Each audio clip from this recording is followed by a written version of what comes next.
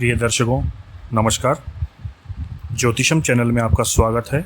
मैं डॉक्टर निशांत पारिक आज आपसे बात करूंगा 7वें घर में मंगल से बनने वाले मांगलिक दोष के बारे में। देखिए, 7वें घर से मुख्य रूप से जीवन साथी का विचार किया जाता है। इसके अलावा विवाह का सुख, शैया सुख, जीवन साथी का स्वभाव, व्यापार, पार्टनरशिप, दूर के प्रवास, कोर्ट कचहरी प्रकरण में आपको यश मिलेगा या अपयश मिलेगा, स्त्री से संबंधित विवाह, सेक्स, पति पत्नी, वाणिज्य व्यापार, क्रय विक्रय, व्यवहार, साझेदारी, मूत्राशय, सार्वजनिक, गुप्त रोग तथा राष्ट्रीय दृष्टिकोण से नैतिकता, विदेशों से संबंध, युद्ध का पता आदि चलता है। इस घर में मंगल के होने से जीवन साथी से डायरेक्ट मतभेद होते हैं। ठीक है। इसके अलावा जीवन साथी से मिलने वाला सुख अथवा दुख, उसके आचार विचार, शारीरिक कद काठी तथा स्वभाव का विचार भी किया जाता है। इस घर का मंगल भी मांगलिक योग बनाता है और प्रबल मांगलिक योग बनाता है। इस घर में बैठकर मंगल पहले, दूसरे तथा 10वें घर को पूर्ण दृष्टि से देखता है। चूंकि इन भावों को, इन घरों को देखता है तो उनमें भी उनसे विचारणीय विषयों में परेशानी अथवा पीड़ा उत्पन्न करेगा। पहले भाव से व्यक्ति की शरीर यष्टि, वात, पित्त, कफ प्रकृति का विचार, त्वचा का रंग, यश अपयश, पूर्वजों का विचार, सुख दुख, आत्मविश्वास, अहंकार, मानसिकता आदि को जाना जाता है। इससे हमें शारीरिक आकृति, प्रकृति, स्वभाव, वर्ण चिन्ह, व्यक्तित्व, व्यक्ति का व्यक्तित्व, उसका चरित्र, मुख, गुण व अवगुण, प्रारंभिक जीवन का विचार, यश, सुख दुख, नेतृत्व शक्ति, व्यक्तित्व गुण, मुख का ऊपरी भाग, जीवन के संबंध में जानकारी मिलती है। यदि विस्तृत रूप से इसमें और देखा जाए तो इस भाव से जन स्वास्थ्य मंत्रिमंडल की परिस्थितियों पर भी विचार किया जा सकता है।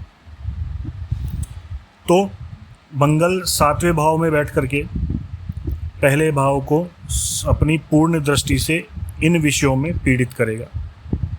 इन विषयों में पीड़ित करने से मतलब है कि सबसे पहले तो स्वभाव को गर्म करेगा, स्वभाव को क्रोधी बनाएगा। तो जीवन साथी से स्वयं के मतभेद होना निश्चित है। अब इसके बाद दूसरे घर की बात करते हैं। मंगल 7वें घर में बैठ करके दूसरे घर को भी पूर्ण दृष्टि से देखता है, वो है 8वीं दृष्टि।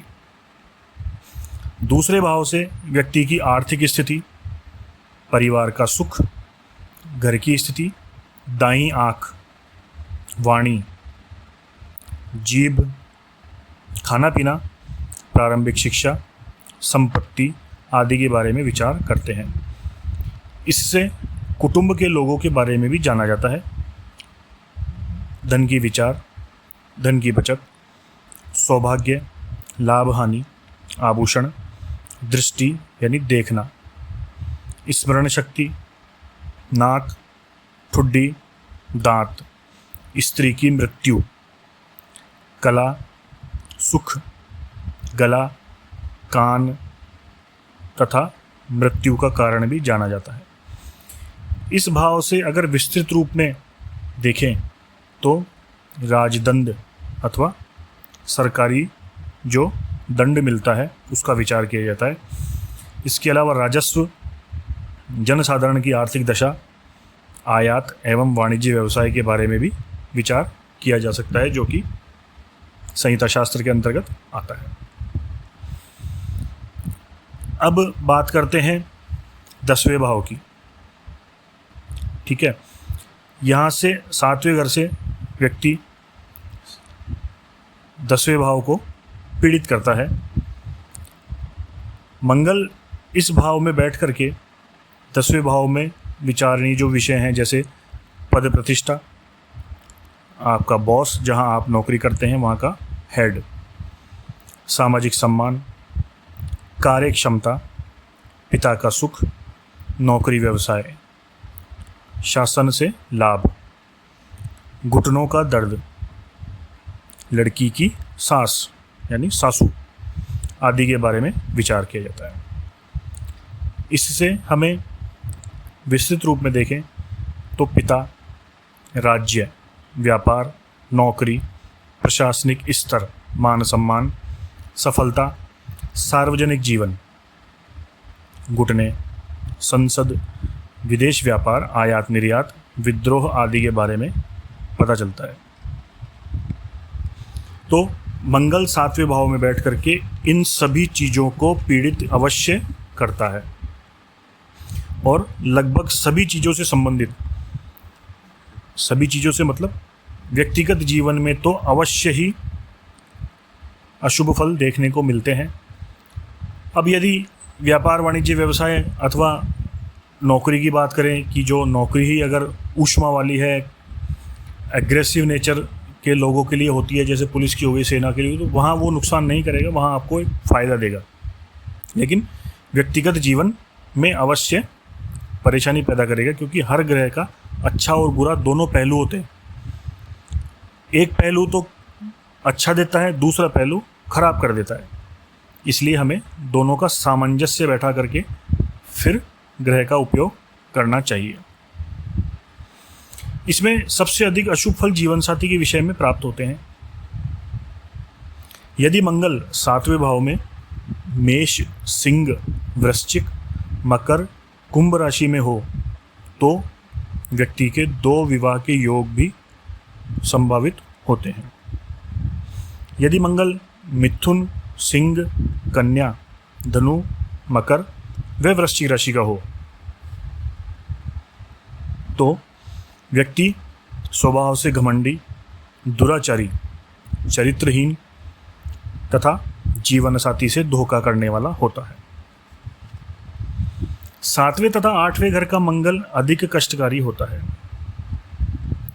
यदि मंगल के साथ अन्य पापी ग्रह भी हों तो जीवन नरक के समान कष्टकारी हो जाता है। यह 7वें और पहले घर के मंगल में तो अवश्य भावी देखा गया है।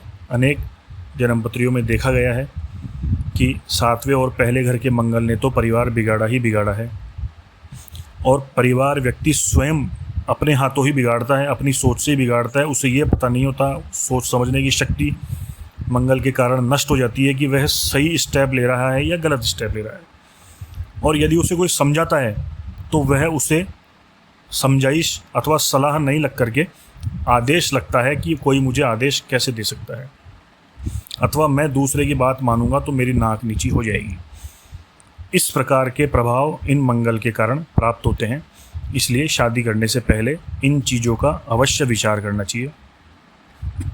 आपको वीडियो में किसी प्रकार की कोई संशय हो तो उसके समाधान के लिए कमेंट में ज़रूर लिखें, आपको उसका उत्तर दिया जाएगा। इसके अलावा वीडियो को लाइक करें, शेयर करें और सब्सक्राइब ज़रूर करें, ताकि आपको ऐसी अद्भुत जानकारियाँ, कड़वी तो है, बुरी तो लग रही होगी, आपको लग रहा होगा कि सब कुछ नेगेटिव ही है, लेकिन ज़रूरी है जानना, ताकि हम सचेत रहें, बच के निकल सकें, बच के रह सकें, अथवा यदि है कुंडली में तो उसका समाधान भी हो जाएगा। परंतु हमें बीमारी का तो पता चले। घर में झगड़ा है, पति पत्नी में नहीं बन रही है, तो उसका कारण तो पता होना चाहिए ना, तभी तो दवाई लगेगी। जब बीमारी पता नहीं होगी, रोग का डायग्नोस नहीं होगा, तो दवाई कहाँ से लगेगी, और दवाई सही नहीं लगेगी तो बीमारी भी ठीक नहीं होगी। इसलिए यदि शादी नहीं हुई है तो इन बातों का विचार करके ही शादी करें। यदि शादी हो गई है, ऐसी कोई परिस्थिति है, तो अंत में आपको इस सीरीज में मंगल दोष की शांति के बहुत सिंपल उपाय बताए जाएंगे, जो आप घर में बैठकर भी कर सकते हैं, अथवा कुछ दूरी मंदिर में जा कर के भी उनका निवारण कर सकते हैं। इसलिए चैनल को लाइक करें, सब्सक्राइब करें और जुड़े रहें। धन्यवाद।